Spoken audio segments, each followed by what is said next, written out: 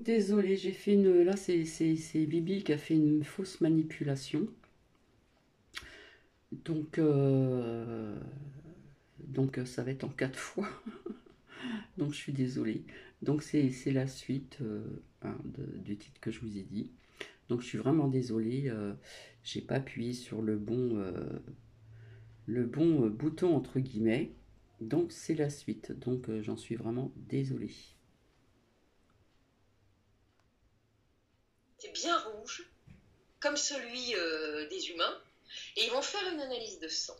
Et l'analyse de sang va révéler que c'est une structure cellulaire à peu près semblable à notre sang à nous, mais qu'il y a une différence qui réside dans le nombre de plaquettes qui sont bien plus élevées que chez un humain. Voilà.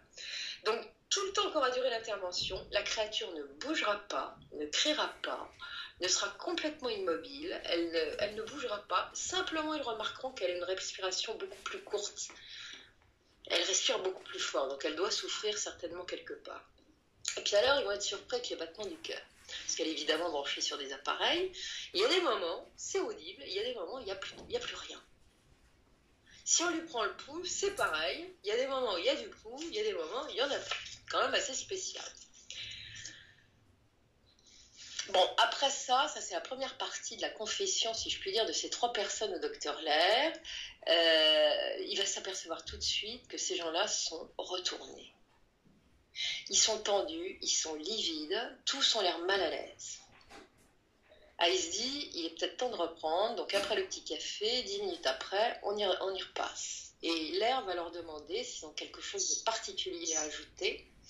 Donc le chirurgien orthopédiste qui est là va dire oui, j'aimerais évoquer un incident qui s'est produit, mais peut-être que vous n'allez pas me croire, parce qu'il n'y a pas qu'un incident. Donc je vous parle de deux choses. Là, c'est évident que l'air qui avait compris. Il sait que ce chirurgien est celui qui a opéré la créature. Et que les personnels qui étaient là, c'était probablement des personnels qui étaient au bloc. Donc, qu'est-ce qu'il va dire, ce chirurgien que tout le staff était tendu, une fois l'opération terminée. Tous craignaient des complications et la réaction des militaires. Chacun était conscient que si le patient mourait, ça allait leur coûter cher. Et c'est au moment où ils se faisaient, tous ces gens ne savaient plus quoi faire, ils attendaient la suite, qu'il va se passer un phénomène absolument incroyable. Voilà que le bloc opératoire est envahi d'une sorte de nuage verdâtre. C'est inodore, mais alors, on voit en vert. Tout le monde se demande ce que c'est, tout le monde a peur que ce soit toxique, ça ne le sera pas, et ça émane de la créature. On va finalement se rendre compte que la créature émet cette sorte de chose absolument incroyable. Le chirurgien, qui craint qu'elle ne meure, évidemment, se penche sur elle pour voir si ça va. Et là, il va malencontreusement croiser le regard rouge de cette créature. Et là, il voit que ça tournoie. Il a l'impression que c'était du liquide tournoyant, que c'était plus lumineux, plus brillant qu'avant. Et il ne peut plus détacher ses yeux de ce regard. C'est comme s'il était ferré. Et c'est là que se produit l'incident. Il reçoit d'un seul coup dans le cerveau une gigantesque quantité d'informations. Ça se déverse dans sa tête. Il dirait que c'était comme des schémas de pensée, de gros blocs d'informations. Et ça y allait, et ça y allait. Et c'était répété et encore répété, ça n'arrêtait plus. Et il avait l'impression qu'on lui cognait la tête à coups de marteau. Il a commencé à avoir des malaises, à avoir mal au cœur. Et l'air, l'ufologue vont lui dire, mais c'était quoi?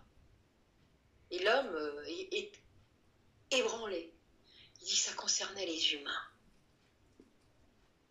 La créature a exprimé sa peine pour les humains, pour deux raisons. Parce que ceux-là ont le même potentiel et les mêmes capacités que ces créatures-là, qu'elles-mêmes. Elles peuvent faire des choses identiques, des choses merveilleuses et même magiques. Elles peuvent produire ça individuellement ou en groupe. Parce qu'elles ont la capacité, avec leur énergie, de soigner un corps blessé ou malade. La créature va transmettre que chez eux, il n'y a pas d'hôpital, il n'y a pas de lieu de soins, c'est pas nécessaire. On guérit par l'énergie, par la transmission d'énergie.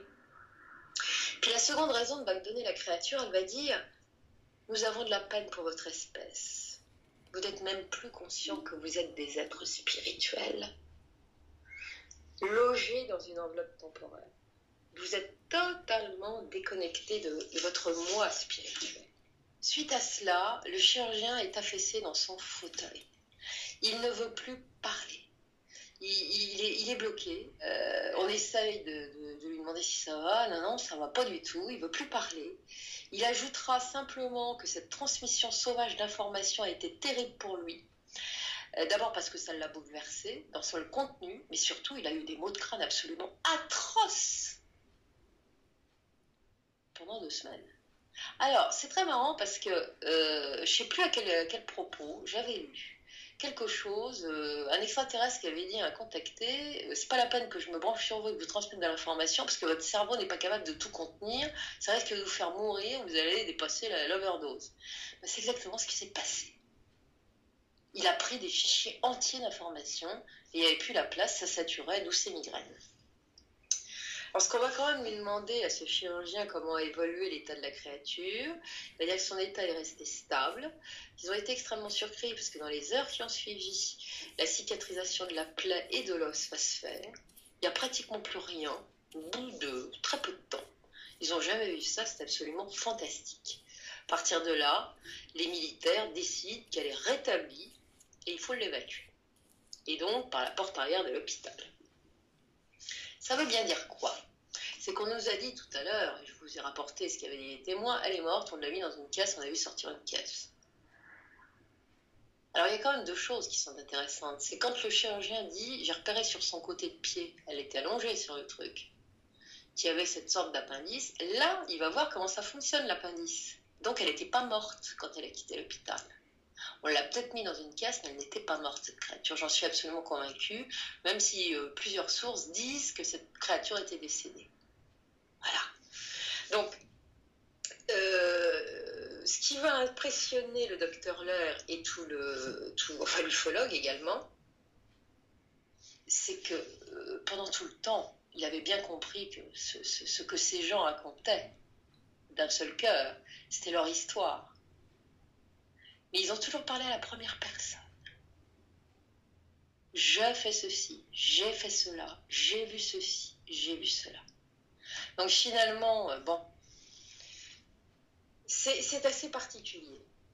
Donc ils ont raconté ce qu'ils ont vécu, ils ont été extrêmement marqués, tous étaient accablés de reparler de tout ça. Le chirurgien ne s'en remettait manifestement pas. Le docteur Lair va constater qu'il tremble, il est comme ça. Son visage est terrassé d'angoisse. Et il est tellement ému de le voir dans cet état-là qu'il va le prendre par les épaules et qu'il va lui dire, écoutez, remettez-vous, ça va aller. Et le type, il est complètement vidé d'avoir raconté ça. Donc voilà cette histoire particulière. Donc moi je pense personnellement que la créature était bien vivante, qu'elle a été emmenée vivante, qu'on l'a mis dans une caisse en bois, et puis voilà. Ou alors il s'est passé quelque chose entre-temps que personne n'a vu. Ce qu'on sait par contre, c'est que ça va être transporté à 13 Coras OS, là, à l'ESA, que les Américains sont là, hein, et que ça va être transporté après. Alors, de retour aux USA, le docteur Lair, qui connaît bien Robert Bigelow, vous vous souvenez, le ranch de l'Utah. Bien. Donc, il va lui dire, écoutez, voilà ce qui m'est arrivé quand j'étais à Virginia, je vous raconte ça, qu'est-ce que vous en pensez? Je pense que vous êtes peut-être, vous pensez que je suis un peu naïf. Bigelow va lui dire, non, non, pas du tout. Je mets absolument pas votre parole en doute. Donc ça lui fera plaisir, parce qu'il dit, c'est vrai que, bon, quand même un peu spécial. Et puis, il y a les pompiers. Alors, il va y avoir une enquête auprès des pompiers parce que il s'est passé quelque chose dont je vais vous parler maintenant, où sont intervenus les services des pompiers de la ville. Bon, Ubirara, il a ses ouvertures partout. Donc, il va emmener le brave Lair à la caserne des pompiers de Varginha. Alors, il paraît qu'on ne rentre pas comme ça parce que ce sont des militaires aussi. Et on peut se faire très bien, tout à fait arrêter si on arrive sans prévenir, hein, à la caserne. C'est pas les braves pompiers français, hein, c'est autre chose. Et donc, ce que Rodriguez veut que l'air entende, c'est qu'on lui dise qu'il y a eu quelque chose. Effectivement. Le docteur Lair va entendre dire que les pompiers ont été appelés le 20 janvier 96 à 8h30 du matin. Ils ne savent pas par qui, parce que l'appel sera anonyme. Et on leur signale la présence d'un curieux animal sauvage qui évolue près d'un bois situé dans le quartier de Hamdin Andere. Tiens, toujours le même quartier, hein. Là où les filles avaient vu la créature sur le terrain vague, c'est juste à côté. Donc il y a un camion et 4 pompiers qui vont se déplacer sur place. Ils vont arriver, ils vont trouver 5 personnes.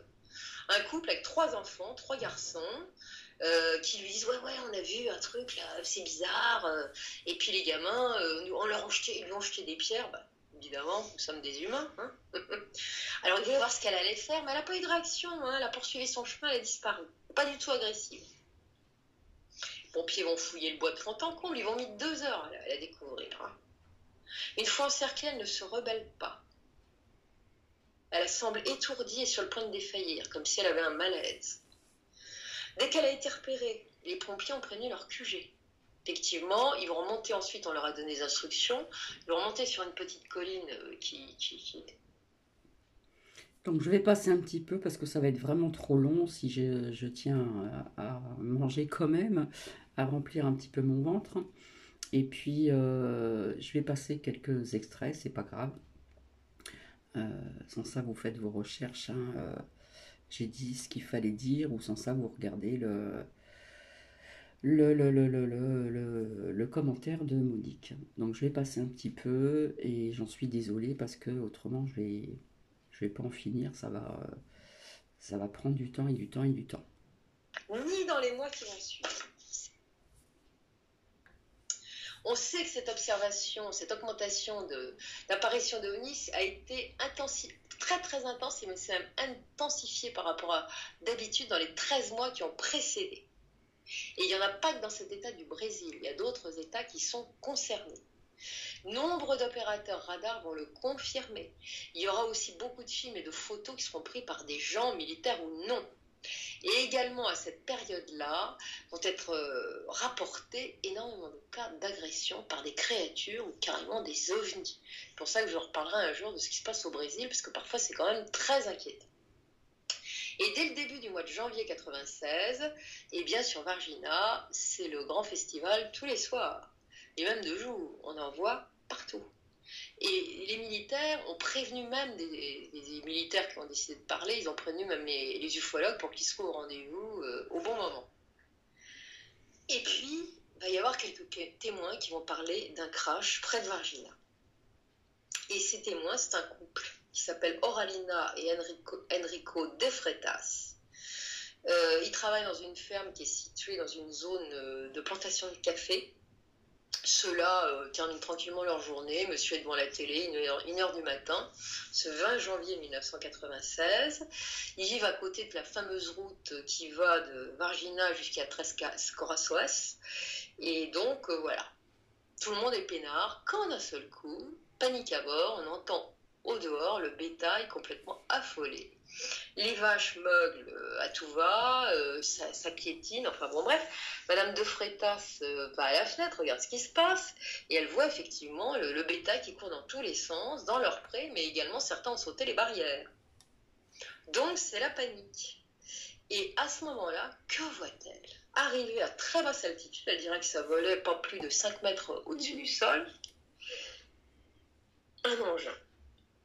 Un engin, elle appelle son mari, viens voir.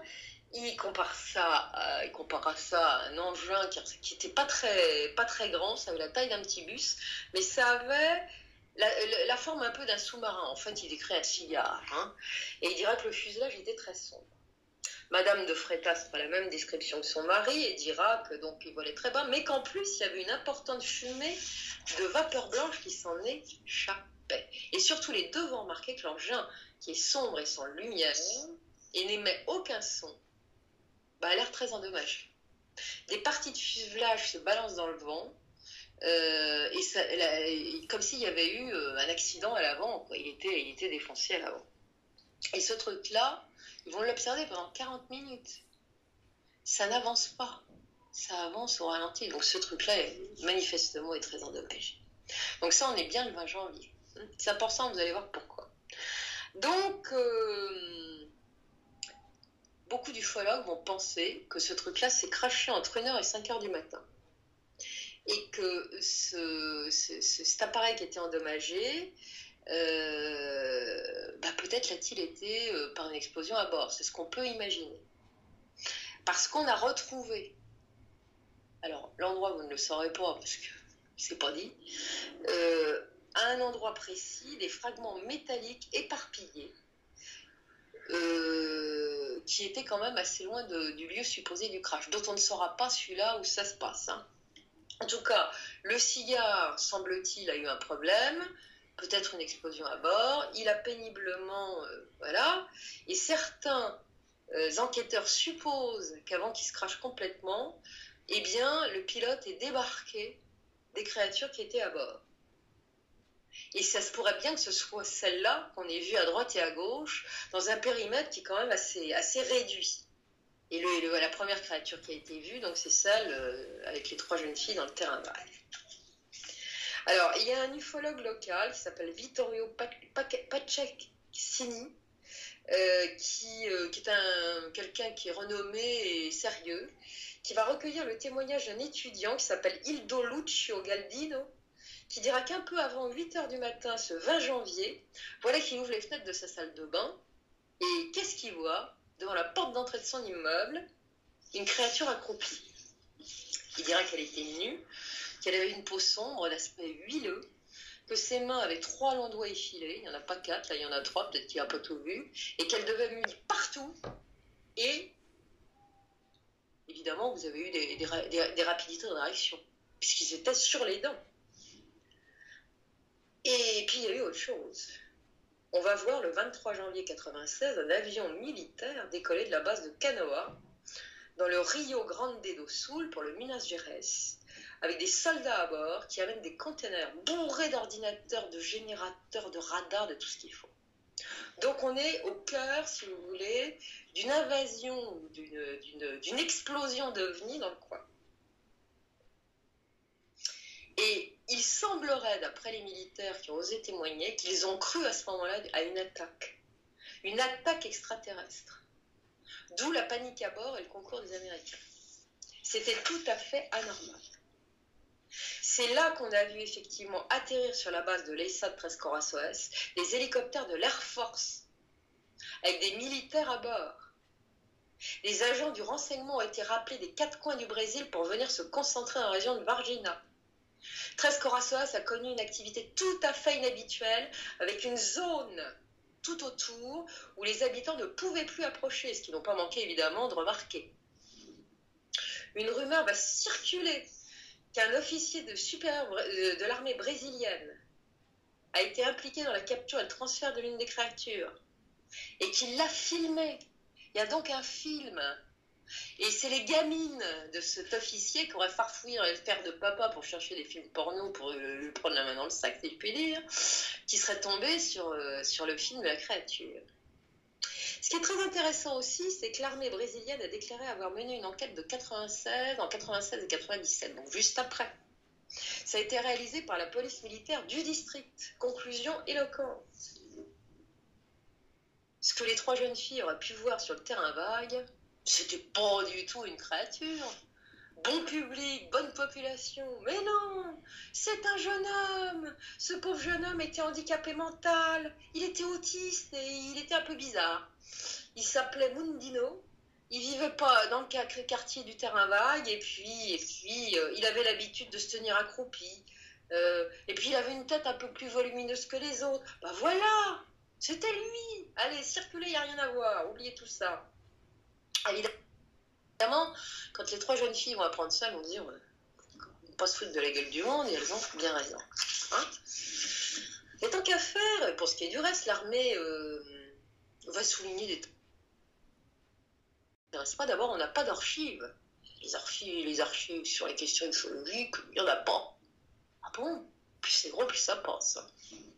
Enfin, combien de créatures au final ont été capturées? D'après certaines sources, qui semblent apparemment fiables, si on en croit évidemment l'ufologue Rodriguez, qui a travaillé avec Claire, 4 créatures ont été capturées. 2 seraient décédées. Tout aurait été emmené à l'Unicamp de Campinas, là où il y a eu l'autopsie par le médecin qui a autopsié déjà Mengele. Et il y aura une créature vivante. Donc 2 décédés ont été transférés, ainsi qu'une créature vivante aux USA. La 4e, voilà. Donc, quand on dit, et j'ai lu encore sur des sites sceptiques, que Varginha, c'est une légende urbaine et une grosse blague, waf waf waf, c'est très drôle, eh bien dites donc, pour une grosse blague, que de militaires et combien de fric ça a coûté tout ça. Donc on ne peut pas dire ça. Bien sûr qu'il s'est passé quelque chose à Varginha. Bien sûr que c'était un truc aussi important, peut-être que Roswell. Et d'ailleurs, sont venus enquêter sur place non seulement Bob Pratt, le docteur Lair, mais également un Stanton Friedman. Vous savez qui c'est? C'est celui qui a travaillé sur Roswell. Le 30 juin 1996, il va écrire une de ses relations pour dire que ce qui s'est passé à Varginha en janvier 1996 n'était pas une fiction. Et voilà ce qu'il écrit. J'estime pouvoir dire que d'étranges créatures ont été capturées par le gouvernement, qu'il y a eu des examens médicaux et une application militaire. Très probablement quelque chose s'est écrasé qui venait de l'espace. Donc Friedman, il y croit. Alors mon sentiment personnel, il va venir à plusieurs reprises quand je préparais ce sujet. Bon, vous savez qu'il m'arrive de temps en temps d'être en interaction émotionnelle avec mes personnages. Là, je ne suis pas pendant que je vous raconte l'histoire, mais quand j'ai préparé le sujet, je l'ai été.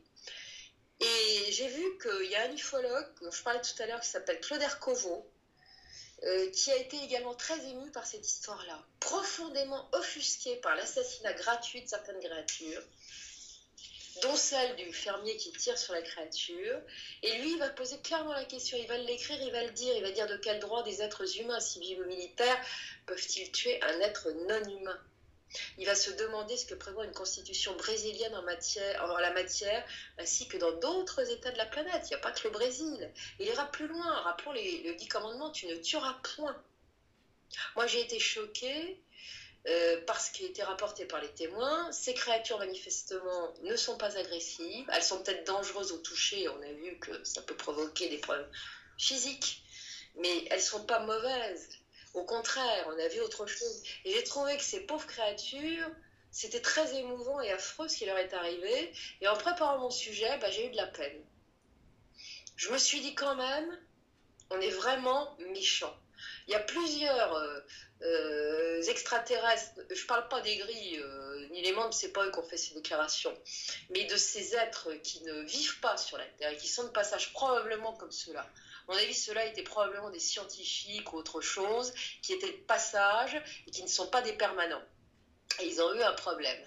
Alors, moi je pense qu'il y a des vagues, où il y a des portails qui permettent à des trous de verre de faire débarquer des tas d'espèces. C'est pour ça qu'on voit des vagues avec différents types de créatures. Je pense que c'est ça qui s'est passé. Et ils ont eu un problème. Et tous ces êtres-là, à plusieurs reprises, ont dit à des contactés que l'humain était affreusement mauvais, agressif et dangereux. Voilà. Et elles le savaient, ces créatures. Parce que quand elles entendaient, elles étaient figées, elles n'ont pas essayé de se défendre. Parce qu'elles savaient ce qu'elles risquaient si elles se défendaient. Et elles n'ont pas usé comme d'autres. Elles devaient avoir des pouvoirs psychiques, bien évidemment. Ils en ont tous. Surtout quand ils sont à ce niveau-là, ils peuvent guérir, ils peuvent faire autre chose. Ils ne l'ont pas fait. Donc je trouve que Varginha, c'est quelque chose d'extrêmement technique à expliquer. C'est un crash, bien évidemment. Il y a eu quelque chose. Mais il y a également une aventure spirituelle derrière tout ça. Et moi, c'est toujours mon axe. J'ai des axes d'approche qui sont un peu différents des autres en général. Donc, je vous dis, j'ai été émue en préparant ce sujet. Et je pense que vous le serez certainement également. Voilà, parce que c'est pas banal du tout. C'est tout à fait autre chose. Et ça n'a rien à voir avec nos amis, nos ennemis, les grilles, les menthes et autres insectes qui, eux, n'ont pas d'état d'âme. Ils n'ont pas d'émotion, d'ailleurs, c'est là. Hein, voilà. Voilà ce que j'avais à vous dire aujourd'hui. Merci infiniment Elisabeth, effectivement c'est... Donc voilà, donc quelque part dans ce que Elisabeth dit, en ce qui concerne les humains, ben oui, faites attention aussi à votre planète, etc., etc. Enfin, vous avez écouté de toute façon, hein.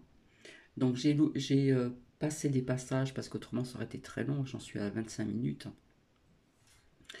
Donc je remercie infiniment Monique encore. Et puis je reviendrai, et puis, je reviendrai donc au petit matin certainement. Déjà pour vous montrer une preuve de ce que j'ai appris et donc j'ai cherché l'alarme. Je pensais que c'est, je vous l'ai dit tout à l'heure, je pensais que c'était dans le voyageur sacré, non, c'était dans l'oracle Béline. Voilà, c'est un truc de dingue. Voilà, j'espère que cela vous a plu. Est-ce qu'il y a des consciences qui vont s'éveiller, hein, ceux qui sont très terre à terre, qui ne croient pas à grand chose, n'est-ce pas? Voilà, donc je vais vous laisser. Je vous souhaite une agréable soirée. Bibi elle va remplir un petit peu son ventre. Et je vous retrouverai certainement demain au petit matin, hein, avec cette preuve aussi de ce que on m'a appris, de ce que l'on m'a appris. Et puis, en ce qui concerne elle pas peu, avec réponse angélique. Allez, je vous embrasse et je vous dis à très bientôt. Bisous, bisous.